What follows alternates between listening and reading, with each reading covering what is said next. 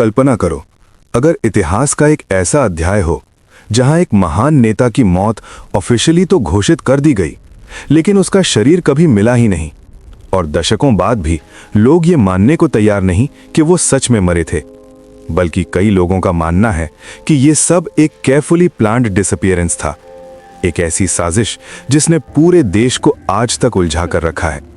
और ये कहानी है सुभाष चंद्र बोस की, एक ऐसी मिस्ट्री जो आज भी अनरिजॉल्व्ड है। सुभाष चंद्र बोस, जिन्हें हम नेताजी के नाम से जानते हैं, भारत के फ्रीडम स्ट्रगल के सबसे डेयरिंग और कंट्रोवर्शियल नेताओं में से एक थे। उनका सपना था कि भारत को आजादी किसी भी कीमत पर मिले, चाहे इसके लिए आर्म्ड स्ट्रगल ही क्यों ना करना पड़े। लेकिन 18 अगस्त 1945 को अचानक एक खबर आती है कि नेताजी एक प्लेन क्रैश में मारे गए। लेकिन सबसे शॉकिंग बात यह थी कि इस क्रैश का कोई ठोस सबूत कभी सामने नहीं आया, ना कोई कंफर्म्ड बॉडी, ना क्लियर इन्वेस्टिगेशन। और यहीं से शुरू होती है एक ऐसी मिस्ट्री जिसने पूरी दुनिया को कंफ्यूज कर दिया। 1930s और 1940s का समय भारत के फ्रीडम स्ट्रगल का सबसे इंटेंस दौर था। जहां महात्मा गांधी नॉन वायलेंस की बात कर रहे थे, वहीं सुभाष चंद्र बोस मानते थे कि आर्म्ड रेवोल्यूशन ही ब्रिटिश एम्पायर को हिला सकता है। इसी सोच के साथ उन्होंने इंडियन नेशनल आर्मी यानी INA बनाई और जापान और जर्मनी जैसे देशों से सपोर्ट लिया। वर्ल्ड वॉर II के दौरान उन्होंने ब्रिटिश फोर्सेस के खिलाफ लड़ाई भी लड़ी। लेकिन 1945 में जब जापान हारने लगा, तब सब कुछ बदल गया। और यहीं से शुरू हुआ नेताजी की जिंदगी का सबसे रहस्यमयी अध्याय। 18 अगस्त 1945 कहा जाता है कि नेताजी ताइवान के ताइहोकू एयरपोर्ट से एक जापानीज मिलिट्री एयरक्राफ्ट में सवार हुए। उनका डेस्टिनेशन था मंचूरिया, जहां वो सोवियत यूनियन से मदद लेने जा रहे थे। लेकिन उड़ान भरने के कुछ ही समय बाद कथित तौर पर प्लेन का इंजन फेल हो गया और फिर वो क्रैश हो गया। ऑफिशियल रिपोर्ट्स के अनुसार नेताजी को गंभीर जलने की चोटें आईं और कुछ घंटों बाद हॉस्पिटल में उनकी मौत हो गई। लेकिन यहीं से कहानी में सवाल उठने लगे। क्रैश का कोई फोटोग्राफिक प्रूफ क्यों नहीं है? बॉडी का DNA टेस्ट क्यों नहीं हुआ? और गवाहों के बयान एक दूसरे से मेल क्यों नहीं खाते? इसके बाद जापान ने नेताजी की एशेज को टोक्यो के रेनकोजी टेम्पल में रख दिया और कहा गया कि यही उनकी अंतिम निशानी है।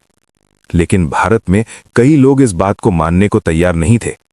1956 में शाहनवाज कमेटी बनी, जिसने कहा कि नेताजी की मौत प्लेन क्रैश में ही हुई थी। फिर 1970 में खोसला कमीशन आया, उसने भी यही कहा। लेकिन डाउट्स खत्म नहीं हुए। सबसे बड़ा ट्विस्ट तब आया जब 2005 में मुखर्जी कमीशन ने कहा कि प्लेन क्रैश की कहानी में कई इनकंसिस्टेंसीज हैं और वो ये कंफर्म नहीं कर पाए कि नेताजी की मौत उसी क्रैश में हुई थी।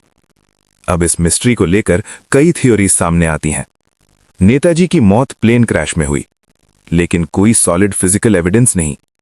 कुछ रिपोर्ट्स कहती हैं कि वो सोवियत यूनियन भाग गए थे, लेकिन इसका कोई क्लियर प्रूफ नहीं मिला। सबसे मिस्टीरियस थियरी कि नेताजी भारत लौट आए थे और एक साधु के रूप में जी रहे थे। गुमनामी बाबा, जिनके पास से मिले लेटर्स और ऑब्जेक्ट्स इस शक को और गहरा करते हैं। कुछ लोग मानते हैं कि नेताजी ने खुद अपनी मौत फेक की ताकि वो पॉलिटिकल प्रेशर और इंटरनेशनल कॉम्प्लिकेशन से बच सकें।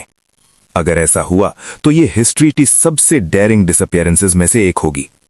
आज 75 साल से ज्यादा समय बीत चुका है, लेकिन सुभाष चंद्र बोस की मौत का सच आज भी एक रहस्य बना हुआ है। गवर्नमेंट्स बदली, कमीशंस बने, रिपोर्ट्स आईं, लेकिन सच कभी सामने नहीं आया। सबसे बड़ा सवाल आज भी वही है, क्या नेताजी सच में उस प्लेन क्रैश में मारे गए थे, या फिर वो एक ऐसी साजिश का हिस्सा बने जिसने उन्हें इतिहास से गायब कर दिया? शायद सच कहीं छिपा है, या शायद वो सच कभी सामने आए ही नहीं।